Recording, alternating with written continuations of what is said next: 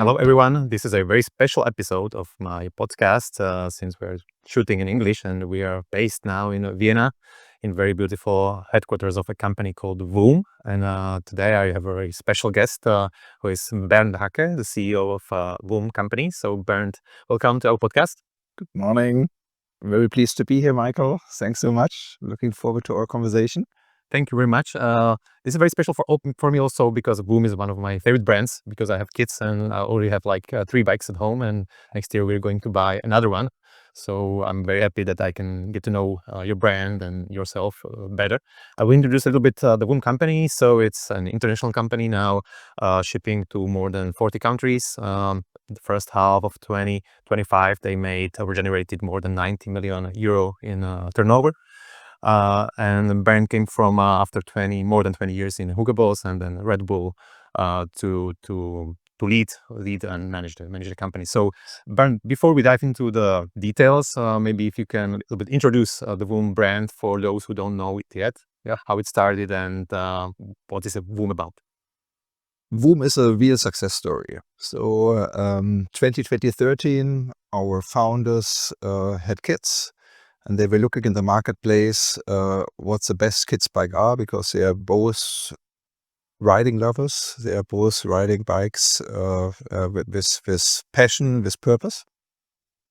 And they were unable to find bikes which really relate to their vision of making it easy, making it fun, making it enjoyable.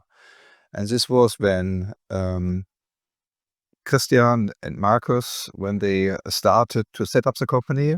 It was not set up in a boardroom, it was set up in a garage, here just 2 kilometers away from here, so in the outskirts of Vienna. And they started to build their bikes, they started to see their kids pedaling. The kids were seen by other parents, so there were long queues in front of the garage for a while because everybody wanted to buy this product and to better understand the category. Then it went from Woom to Austria, it went from Austria to Germany and Switzerland. And 13 years later, we are, as you highlighted, in more than 40 countries and developing quickly, winning hearts and minds of our consumers. How important you think was this passion about the product itself? Because I know I saw a presentation 10 years ago, like on one e-commerce conference, I think it was from Christian, and he was really like passionate about, talking about this design and these ergonomics and, because he mentioned that the kids' bikes before were not created this way. Like, so if you can maybe give us more information about this product development. The interesting part about Woom, it is a love brand, but it's not a marketing brand. It's a product brand. Yeah. So the innovation, and this you will feel within our headquarters, the innovation is everywhere. Yeah. So we start to sit together, and this is from the day when the company started. We start to look into what will make our bikes better in regards to making it easier for our kids and our yaos to drive and enjoy riding bikes. This starts with our design team, it goes into the engineering team, but it also, when we look into partners which are assembling our bikes, you definitely can feel that they are also extremely proud to work together with us and that they love our purpose to really make the brand, position the brand in a way that millions of kids love to ride bikes. Yeah, I can confirm because my kids really love to ride your bikes. So it's different than these. Maybe some bikes are very heavy and it's easy to ride. So I can really see the difference. And the kids, they're always proof that Okay, so when we look back, maybe you have 12 years behind you. So which moments you think were the most important or most decisive for Woom to become really international and global company? I think there were 3 decisive moments. The first one is when you start a company, and this was done by our 2 founders. So I was not here, but I've been talking to them. When you start and you see that from your kids, people look at it and they say, okay, this is a great product, I want it as well. And when they then talk about it, word of mouth, when they really start to love what they see, what this product is creating, this is one. They're building a community, and building a community first in Vienna, then in Austria, then across Europe, and now we are in Asia as well as Middle East market leader, as well as America. So we are very international, and every customer I see and I talk to tells me the same topic. They all say, you know what, Woom makes bike riding easy and fun. This is one. The building community is one. The second was, and we all remember this part, it is COVID. There is a huge demand on bikes and also on kids' bikes. This was when we really started to accelerate, when we couldn't supply our demand. This was when people talked about it. This was also when more and more second-hand bikes got on the market, and where we saw that the second-hand price was even accelerating our retail price. So there was extremely high demand in many key countries and cities. And the third one, and this is the one which I can describe because I was with it. This was on the 7th of January. I was just in the business for 3 months. I was sitting at the airport in Heathrow and got a mail from my supply chain operations manager saying that one of our key suppliers went into administration.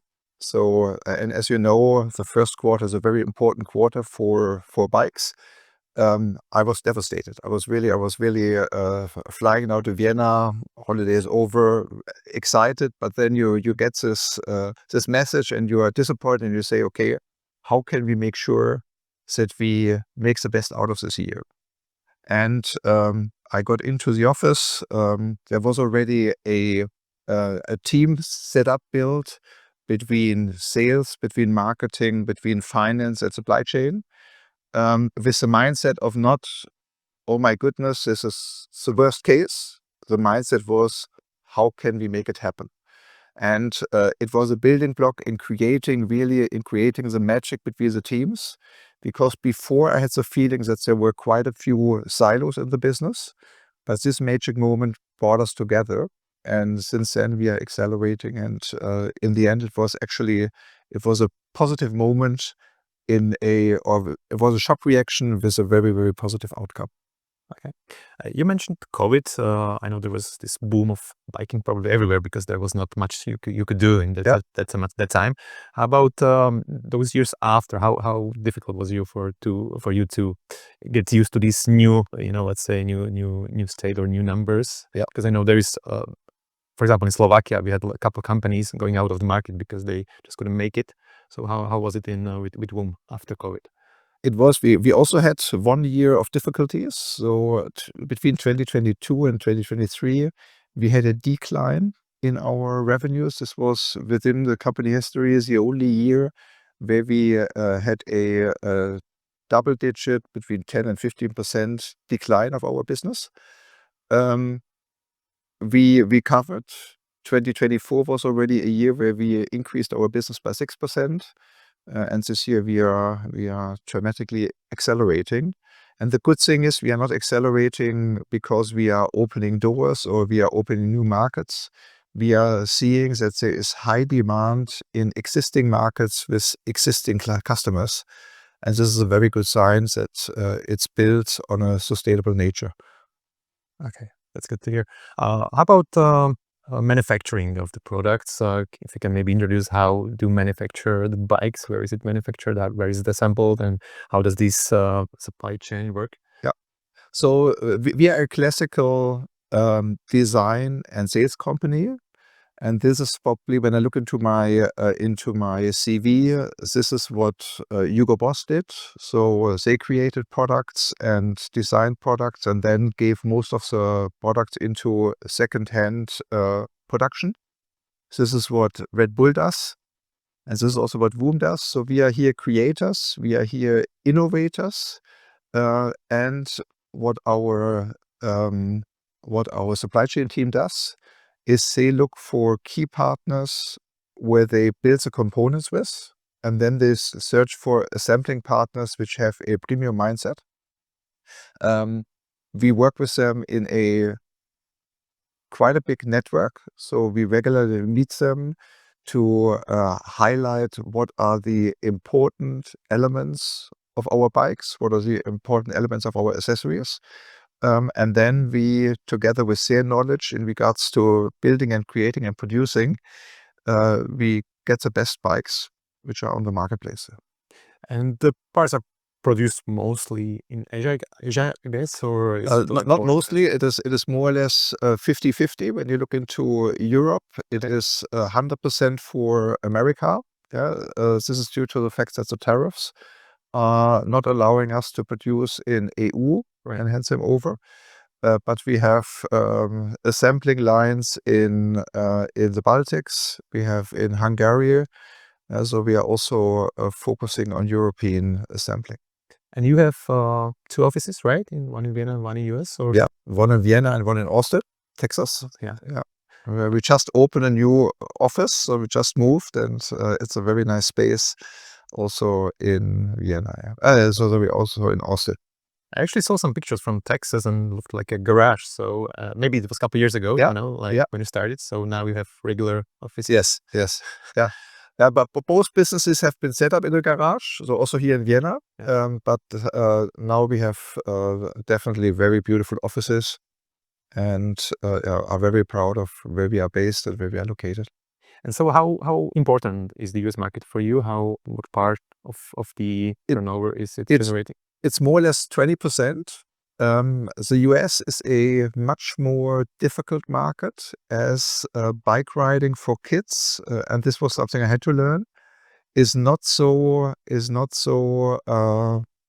close to the heart and mind of the people that it is here in Europe. Yeah, so this was a surprise to me, because when I look into American movies, often there are youngsters and kids who you see on bikes, but I had to learn that the bike industry, the kids bike industry in America is not as important, and this is something we did here in Europe, and we want to do this in America as well. The premium bike industry for kids doesn't really exist. So we are currently selling 70,000 bikes over there, which is already a nice number, but we want to develop this further. So it's a great opportunity, right? Yes, absolutely. Yeah. Similar, like we have a very, very successful company in the barefoot shoes, in Slovakia. It's called Bilenka. They also started with US, and actually created this market in Slovakia because nobody knew there was some barefoot shoes. Yeah. So they just do the education, PR, stuff like that. And now it's a regular, it's a great, everybody knows what is barefoot, and many people. Yeah, that's great product and brand as well. Yeah. It's really. It's very nice. Okay, so how about sales? Which sales channels you use? What's your business model? Let's say it this way. Yeah.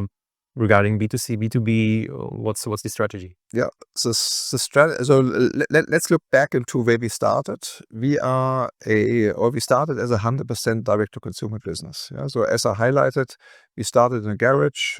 We then realized that people from Austria would come and buy their bikes on a Friday and Saturday in the garage. This was direct. Then the company moved into online, Woom.com, to approach as many customers as possible. Word of mouth helped us to fastly accelerate growth in direct to consumer online as well. And then a few leading bike IDBs came to us and said they would like to buy from us. When you go from direct to consumer to wholesale, this is a shift of how you do business. You always have this retailer in between. So you need to be very careful of who you select and who you are going to present it. This team did very good. And today our share between retail and wholesale is 50-50 in revenue. 35-65 in regards to bikes. But for us, it is not important which channel we use. It is important that we get our customers there where they are, where they spend money, and that we also get from our B2B partners a regular feedback on the competition. Yeah, so how is our brands and our products stand out against the competition? How is quality? How is price? How is the reaction from the end consumer? How about the future? Where do you see more potential, like more in B2B or B2C business? We plan to keep the share of 50-50 for the next 3 to 5 years. So we definitely want to work together with key B2B partners and want to develop the brand. We don't want to speed up the process of opening new doors, but the ones we have, we would like to increase the densities. And then direct to consumer for us is a strategic tool in regards to being close to our end consumers, building a loyalty program, building a close connection. And really, the good thing about a kids bike is, every 2 years, there needs to be an extension. There needs to be the next bike. Yeah. And the closer you are with the consumer, you can really show them the quality of our products, so that they hopefully buy into the next product as well. I also checked your presentation on Amazon. You have a very beautiful landing page on Amazon. So how important are the marketplaces for your business? Amazon is a very small business for us. The main topic is that it helps us to be also within the biggest retailer for bikes in the world. Yeah, it is somebody who connects into all markets. Is somebody who is able to deliver into markets we can't connect to. And now when we see how AI works, AI often looks into Amazon to better understand customer reviews, etc. And with this in mind, it's definitely a channel we are looking at. We are looking at how we are going to develop it. But as I highlighted, it's currently not our core. When we speak about marketplaces, what's your opinion on these Asian players like Temu and similar? Very price aggressive and not how we want to position our brand. But what they've done to the marketplace is definitely, if you would have said to me 5 years ago that these players get huge also in Europe, I would have my doubts and how they developed it and how they attracted customer to it, mainly via prices and fast delivery. I respect, but for Woom, it's not a place we want to be in. Yeah, that's what I thought, because it's a total different strategy, and they're actually trying to avoid all these, legal stuff and the tariffs, and not very fair. Yes. Game. Yes, I would agree. But for all respect, there seems to be a demand. Also, people seem to love it. Yeah, but also things due to avoiding, paying different fees and stuff. Yeah, I'm not a fan. Yeah, me neither. Me neither. Let's look at your marketing strategy. So you have a very beautiful brand and the identity and everything. So how important, or maybe which channels are the most important for Woom for the communication? Yeah, there is one channel which is our CRM tool, which is not social media, but which gives us the best profile of understanding our customer and really personalizing the offer for each individual consumer. Then there is Instagram, which helps us to connect in a proactive way, which helps us to highlight videos, which helps us to release products. We will probably come to this later on, but in 3 weeks' time, we will have a very exciting new launch coming up with a product which does currently not exist in the market, which will help us to connect to an even younger customer and let them ride. This is a channel where we see, which is highly emotional, where consumers and people can engage, where we also work together with people who help us further develop the brand. Is strong one. TikTok is something we look at and we play with. These are the channels we want to connect with. We have 2 opportunities to operate. One is how do we attract the parents and grandparents, because this is the first decision maker when kids are between 2 and 6 years old.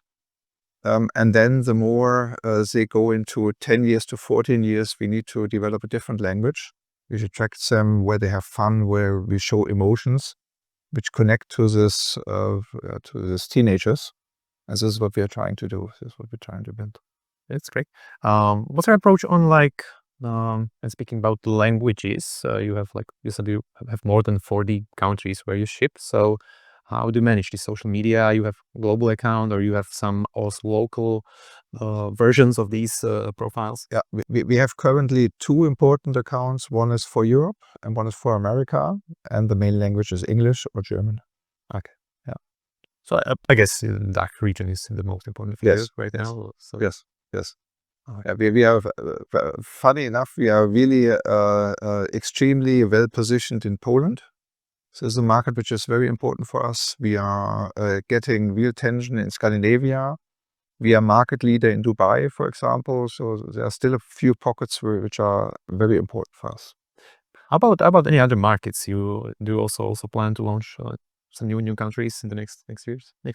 We have been launching China a year ago with a partner which is called Royal Baby, and they help us to seed brand love. So it's a very small market for us currently, and we are. It's a market where we need to better understand the consumer, where we need to better see on how we can, for example, on TikTok, tell the Asian story about our brand. But we are currently not so much planning to accelerate growth in markets we are not in. We are looking in Japan because we have a small presence in Japan. This could be a stage. We have been contacted by South Korea, but currently the main goal is to explore our growth in markets we are already in. Okay. And how does it look when you start a new country? What does that actually mean? Like, is it about localizing the website or launching these marketing campaigns, or what is it like? The most important for us is to, as we started here, the model is always similar. It is start to build a community of people who love it. We are now much better seen by independent bike retailers who know the quality of our product and who know the brand power. So we get approached, and if we are able to connect, and if there is if our brand fits to the brand portfolio in regards to premium, we work with these partners, and they help us to get the word of mouth, because you relate to your IBD, you listen to your IBD. And once this is set up, then we come with direct to consumer, and we build our second distribution channel to be omnichannel as well. So good news is I've just come back from America, and we've been winning an account which we were 10 years trying to win, which is a account which is owned by Lance Armstrong. And so what we see is that also the professional bikers are more and more seeing what Woom is doing, which makes us very proud. Congratulations. How about Slovakia? We are from Slovakia, so I know it seems to me that Woom is kind of popular. Yeah. Actually, my research on LinkedIn before I came here, and there was many people writing that Woom are the best bikes. So how important is, or how big is Slovakia for you? It's a very important. It's a very important market in regards to penetration against the size of the market in regards to people. We sell between 5,000 and 6,000 bikes a year. And also the second-hand market is doing well. So we are definitely very visible, and we are happy to be in the market. Yeah, I can confirm that the second-hand market is very strong, because it's what is actually Woom known for in Slovakia. Then it's maybe a little bit more expensive, but still you can sell it, for a very good price after kids use it. So I think that's also the reason why many people actually buy those bikes. Yeah, including me. So it is you invest in it, but you can be absolutely sure that the price after 2 to 3 years we make quite stable. Yeah? So usually people sell it if the bike is in good condition, somewhere between 75 and 85% of the price which they purchase it for. And with this in mind and with the joy we bring, I think it's a very good investment. Yes, sometimes even you sell it for more than you bought it. Yes, yeah, Absolutely. Yeah, maybe you will do it in style. yes, absolutely. But speaking about expansion of export, I know you work with company FedEx.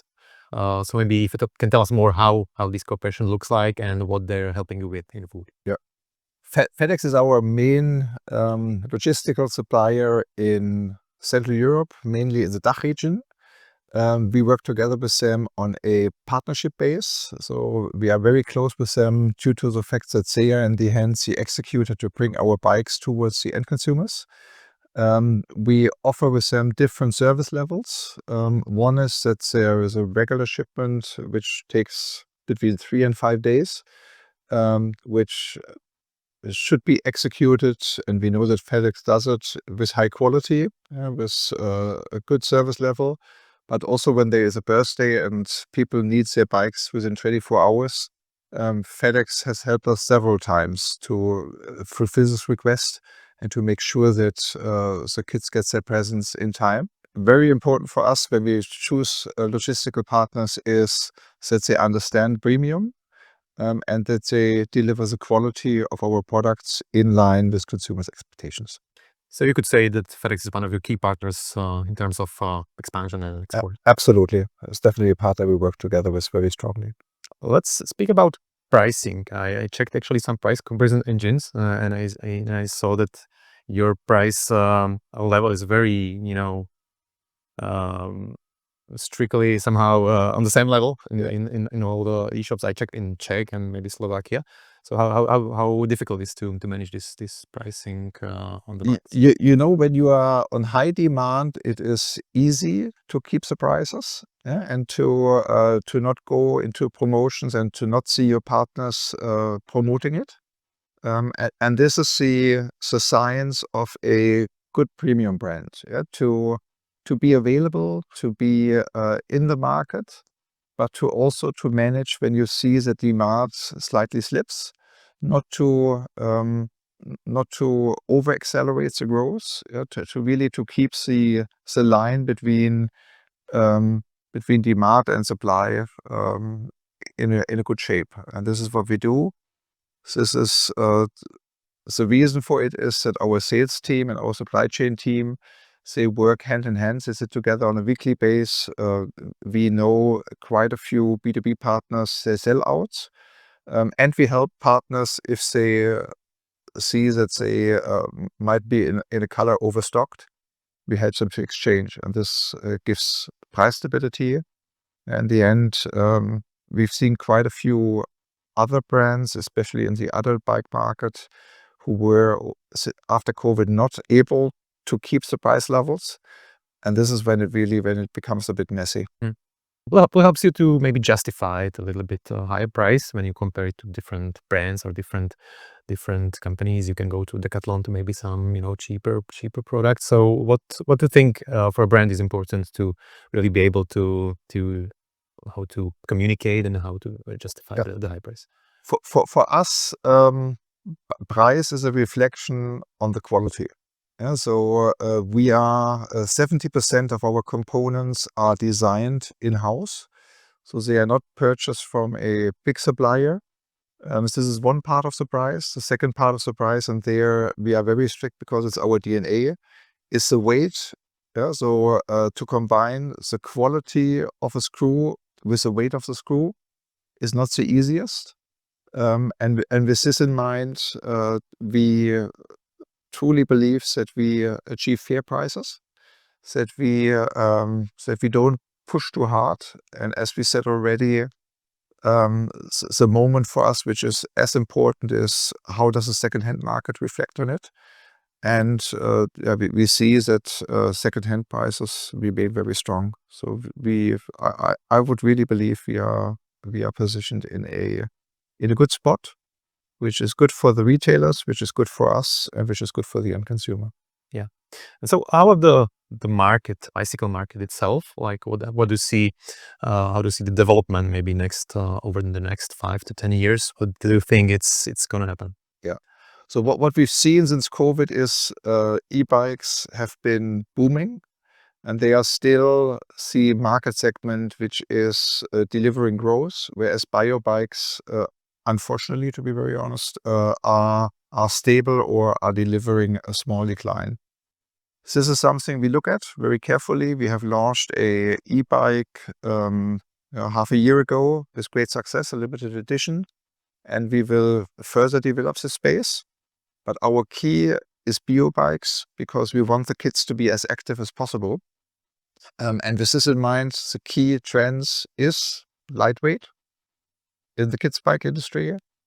It is colors play a very important role. This is something where we also where a team within our in-house and external help us to deliver color trends. It's about a different occasion. Yeah, so it's about we have a mountain bike.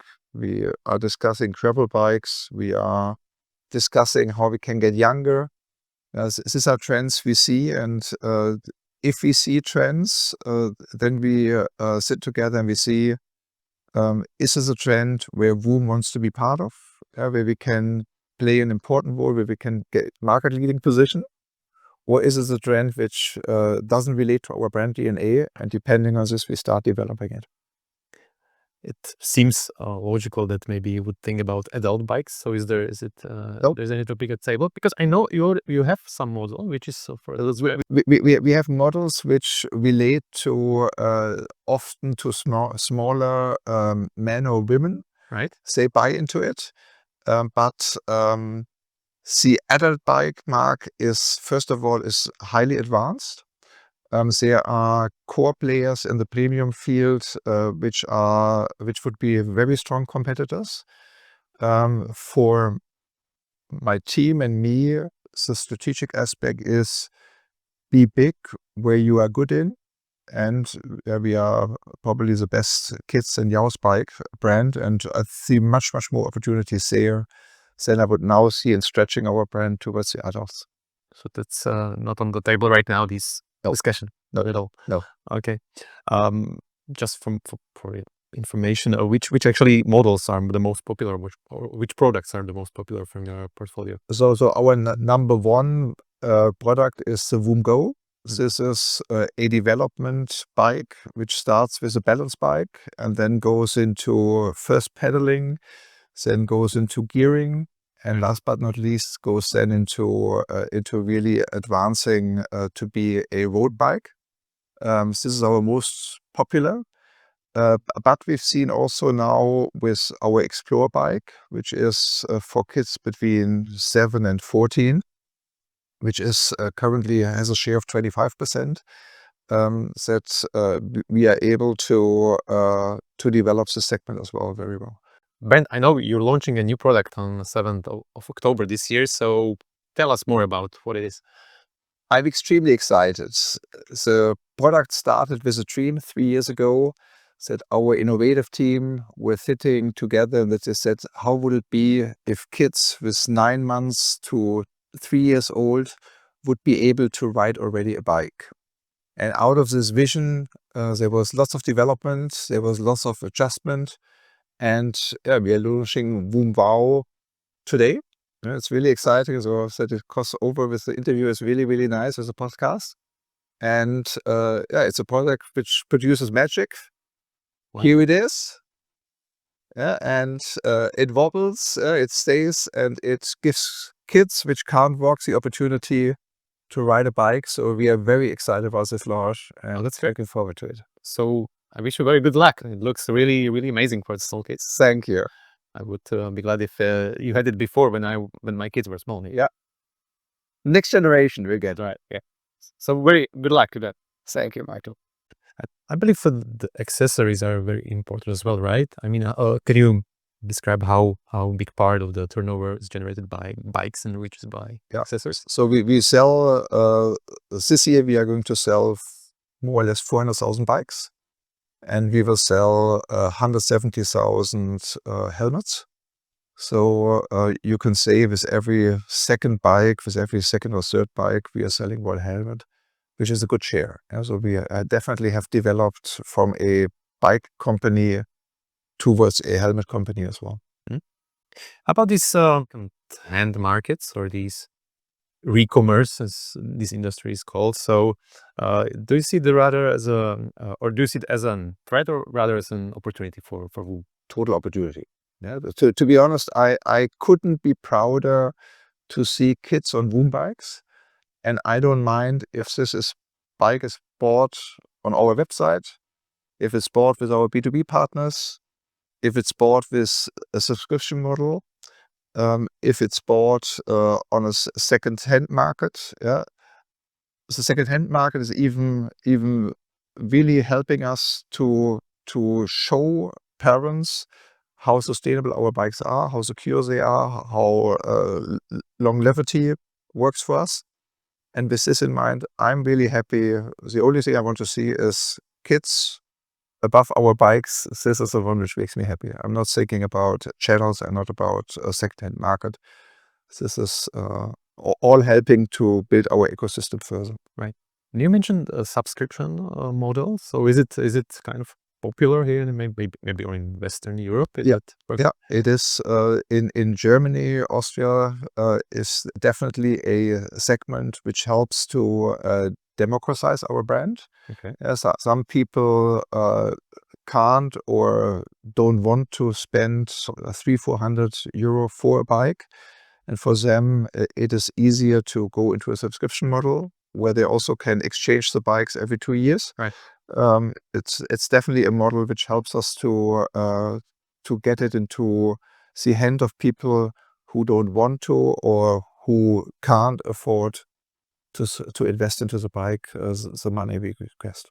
Yeah, makes sense. I actually saw one company in Slovakia, but not with your brand, but with another brand. I think it's called Bike Up or something like that. Yeah. So they're trying to somehow implement this model also in Slovakia. So because not sure if it's already running in Slovakia. Yeah. So it's an interesting model. It's definitely. Okay. The last 2 years, it's the artificial intelligence is a really big topic everywhere.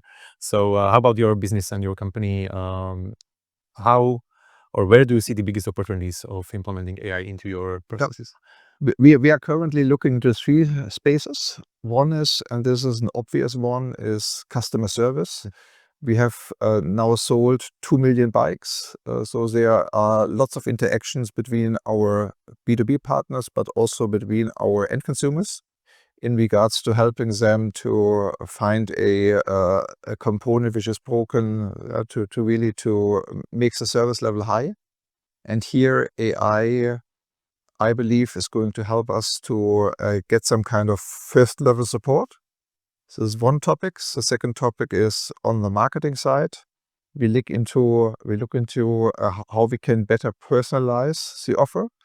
How do we better understand our consumers? So if they bought a bike, the next offer can or should be a helmet to protect the kid and to further connect with the consumer. And last but not least, this also will help us in regards to working together on innovative products.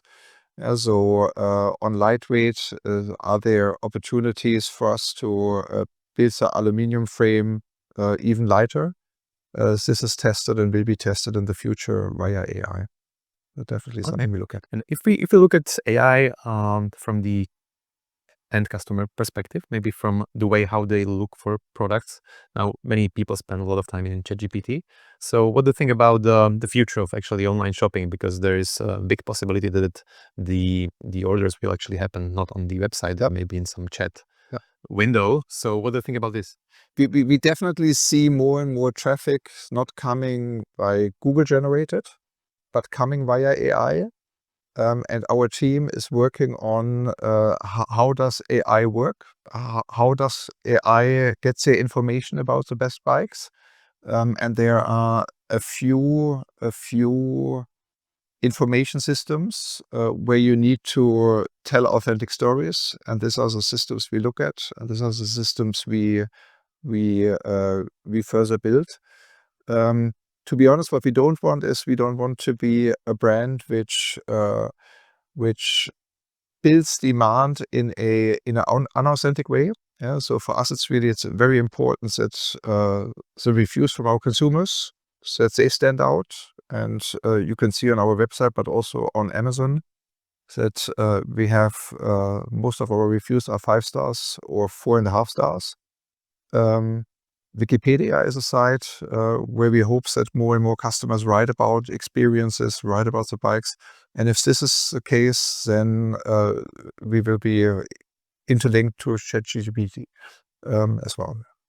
I assume, thanks to your very strong brand and this word of mouth and the recommendations, you probably have really big portion of your traffic coming directly, right? I mean, Yep. Not very dependent on maybe some paid channels, or Yeah. is that correct? Yeah.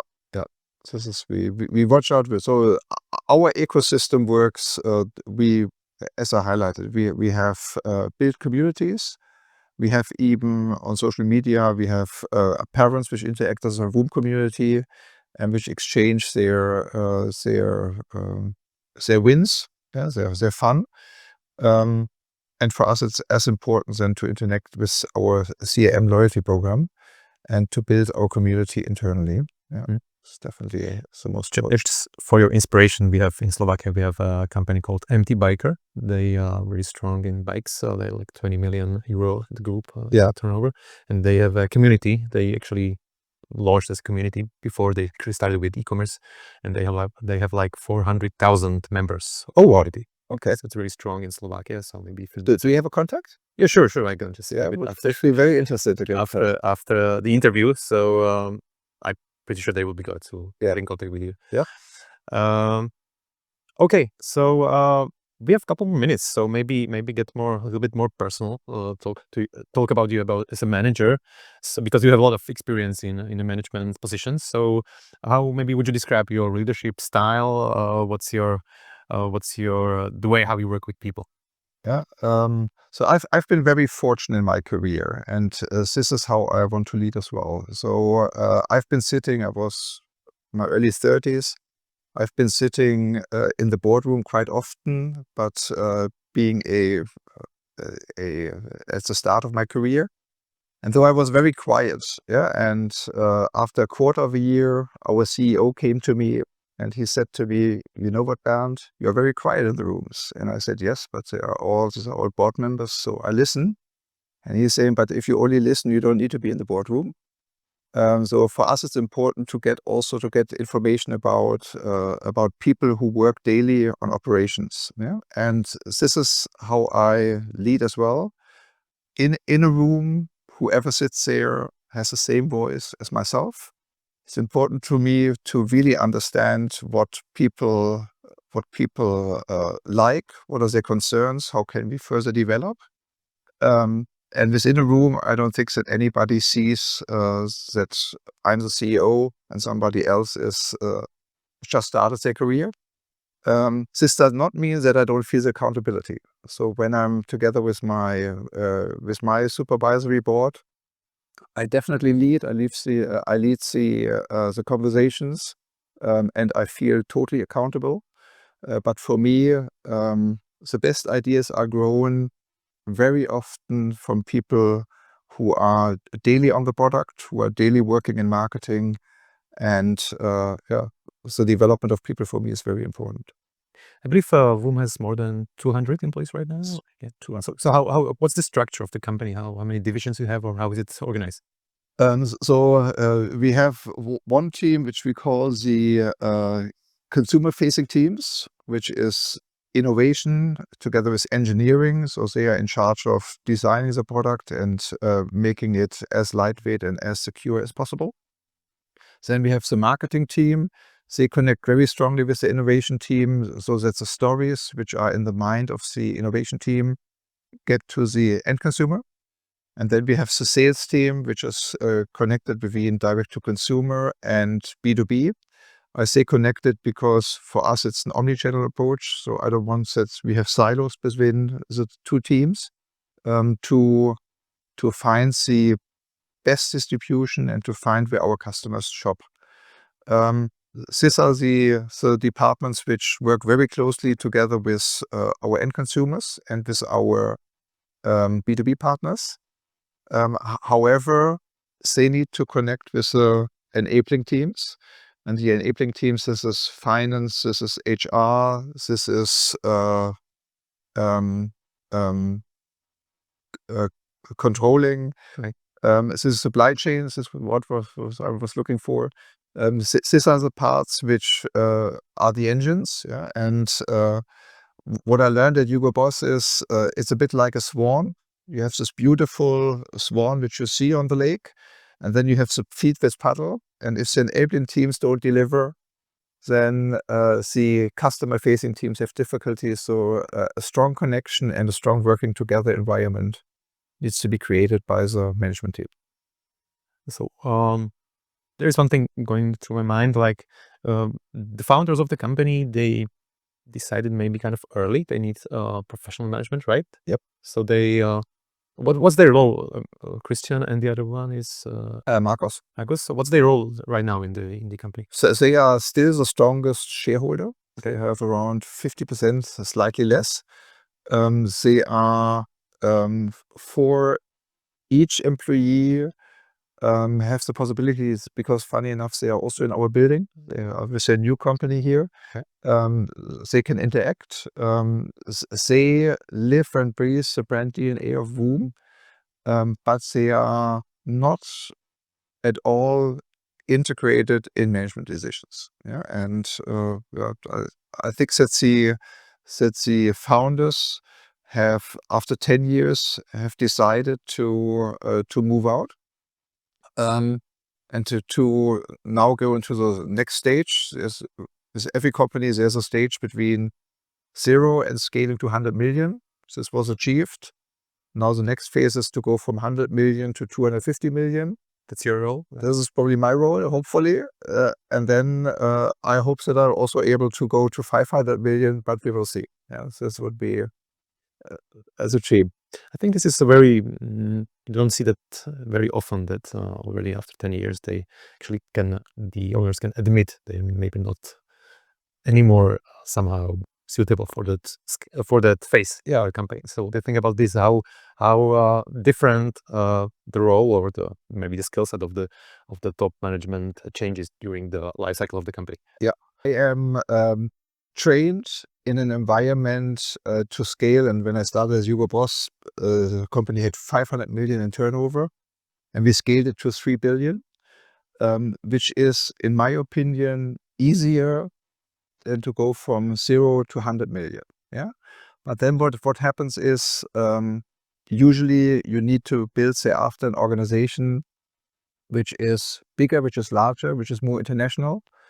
And this is where I'm trained. Yeah? And with this in mind, I look into the future. I don't look backwards and say what has been happening before. I look into what can we do as a team currently to further develop the product, to further develop the marketplaces, and to bring as much brand love into the world as possible. Okay. And how about the future of Woom? What's in 5 to 10 years? So how big the company you think it could become? Like you aiming at maybe 1 billion revenues, or what's the target? It's not so much about revenue. It's about how can we set up a business which is protected in all areas so that we are stable. Yeah, so we are developing very fast in revenue. We are also a profitable business where we need to become even stronger and more resilient is in our cash flow. So this is one topic we look at currently. And we need to build a supply chain. Yeah, and the supply chain, as the more you grow, the more difficult it is to really stay close to your DNA and to be close and to have consistency in your product quality. Yeah, and this is currently much more important than to say, will we be a 500 million euro business? Yeah, these are the dreams we have, but this is not on my agenda. Yeah, for me, I believe the most important is to further seed the brand love, because this enables us for the future to do something magic. You mentioned financials. From my experience, it's an area where the e-commerce companies, especially in Slovakia, they are not always very good in like managing. So maybe if you can describe what's your dashboard look like, what metrics you look at daily, or what's your opinion on how to financially manage this kind of company? I have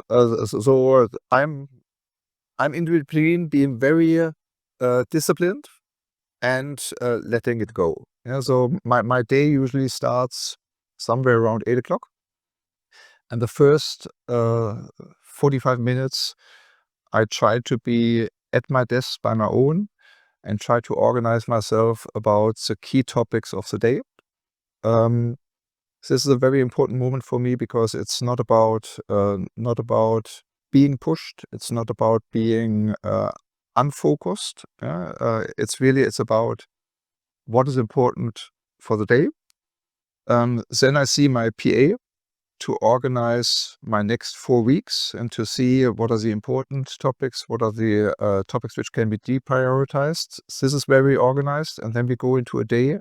And when you are working in an environment like Woom, so the day can be then very different than you thought in the beginning. Yeah, so it's very important that the 3 top priorities of the day, that I have them in my mind and that I fulfill them. This means also in the evening I usually have 20 minutes where I reflect on what I did, and this gives me stability in regards to knowing what I did and how to start the next day. The second point which is important for me is to connect with the teams. So I have weekly meetings with my management team. We have at least monthly meetings in regards to projects to get an update. And also with my board, I speak monthly at a performance call. And I have 2 weekly calls with my chairman. These are routines which are important, and I'm very happy with Kasper Rohrstedt that I have a chairman who understands consumer goods in and out, and who gives me the freedom to push the topics which I prioritize, but who reflects on it and who gives me his feedback when he has experience in areas which might be new for me. For example, this big product launch now. And then what is also important for me is that we have monthly breakfast. We call it 10 to 10. So it's 10 employees out of different departments who sit together with me on a breakfast between 9 and 10 o'clock, where we exchange what is happening in the industry, what is happening at Woom, and what are the key focus areas to build on, and also what are the challenges the company faces. Yeah? So try to be very connected. And so how many people report directly to you? Currently 8. Okay, so you're managing actually 8 people. Yes. Yeah. Yes. Have their own teams. And Yes. okay. There is a thing like companies are made either for milk or for meat. Yeah. You know what I mean? So what do you think the Woom is built for? Like, is there any vision of an exit maybe in the future? Or Sorry, can you repeat? if there's any vision for the company, like maybe going on stock market, or maybe going for an exit, Right. like for the Yeah. for the investors. Yeah. You mentioned that those former founders, they sold Yes. some of the shares. Yes. So our company is currently owned or has different owners. We have the founders. We are very fortunate the founders are on board. So they help us to remain focused on the vision, on the product side. Then we have 2 private equity companies. One is called Brega, one is called Jepsen, which are experts in market development. So Jepsen, for example, is one of the key distributor for Porsche in China. Bregal are coming from the CNR family, so they are retail experts. And with this in mind, they help us to develop productivity, to develop in-store experiences. And then we have the 3 smaller investors, which have been with the business for a very long time. And they have mainly digital backgrounds, so they help us to develop our digital footprint. They have 2 interests. One is 2 main interests. One is how is a company developing? How do we not only perform in regards to sales and profitability numbers, but how are we connecting to our consumers? But also at one stage, as this will be the next 3 to 5 years, nobody knows when, to provide the foundation for an exit. And you were asking what are the potential opportunities. In my opinion, there is the opportunity for an IPO, which we currently don't target. There isn't a strategic investor, so it could be a supplier, it could be a other bike brand who could be interested.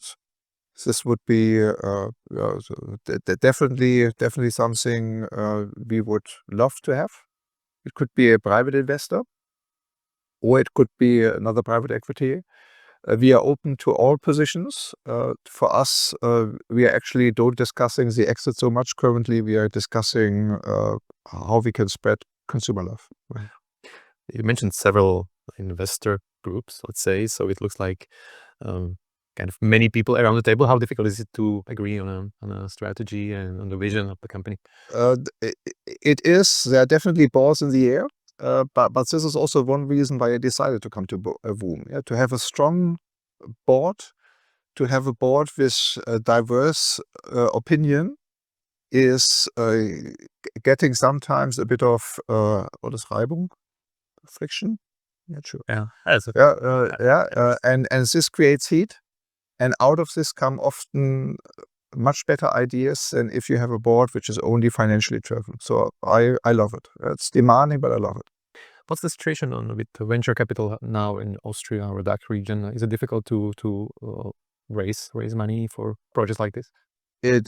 As we are not in the process of raising money, I can't tell. Yeah. But what I can tell is you've seen last week interest rates have been dropping in the US. They are falling since a few quarters in Europe. And this will definitely create demand. And the stronger the brand Woom is, the more people will look at it. Yeah. And we're getting to the last part. I would like to get to know maybe your personal, how do you teach yourself, educate yourself? Maybe you have some mentors, some coaches, some what books you like to read or what podcasts you listen to? It's not so much about books, to be honest. It's about sitting together and networking with people which have similar experiences in other industries, or which are having created a company. Yeah, and this is something, as I highlighted, I've been working for multinational companies. I've not worked in a startup. So for me, the last 12 months were also a curve of really understanding the business, of learning how our employees get motivated, learn about the bike industry, which is a lifestyle industry as fashion and energy drink is. But on the other hand, it's a industry with much smaller margins. And here to connect with people from the industry, to connect with people who are outside the industry, who know consumer goods, and to connect with consulting companies to better understand the marketplace is something which definitely helps me. Then I also exchange a lot with my wife and with my employees. These are the main drivers for me to get sorted. And I have a mentor which I see every 4 weeks. And with Kaspar Rohrstedt, I have the best mentor I can think of. How about Slovakia? You ever traveled to Slovakia? Yes, I just was in Slovakia. Slovakia 2 months ago, 3 months ago. Yeah, and we also had our management team meeting in Slovakia. Yeah. Where exactly was it? Sorry, where exactly was it? You know, the capital in what was the capital? Bratislava. Bratislava. Genau. Yeah. Okay. So whenever you come, we can Yeah. have a beer or something. Yes, I would I live in Bezinok. It's just around, just behind Bratislava. It's a wine region, like famous for good wine. So Okay. Oh, they definitely come. yeah. I mean, it's you can almost ride a bike to it. Yeah. Yeah, I would be glad to invite you actually to one of my events, because I do it for like e-shop owners. Can maybe speak a little bit more about the strategy and everything. So Would love to do very, it. very nice place, you know. Yeah. Bernd, thank you so much for coming, or me for coming here to your headquarters. Very beautiful ones. It was very nice chat. So I wish you good luck with you and your company. And I hope Woom is getting really well in Slovakia. So, and we'll be looking forward for another discussion. So thank you so much. Michael, so thanks on me as well. Really a pleasure to support you on your podcast, and all the best for you. Thank you so much. And thank you for you who are watching or listening to this podcast. So if you liked it, we will be glad for every comment, share, like, and of course, I would like you to subscribe to this YouTube channel or to the Spotify channel, wherever you listen to this. And see you soon with the next interview. Bye.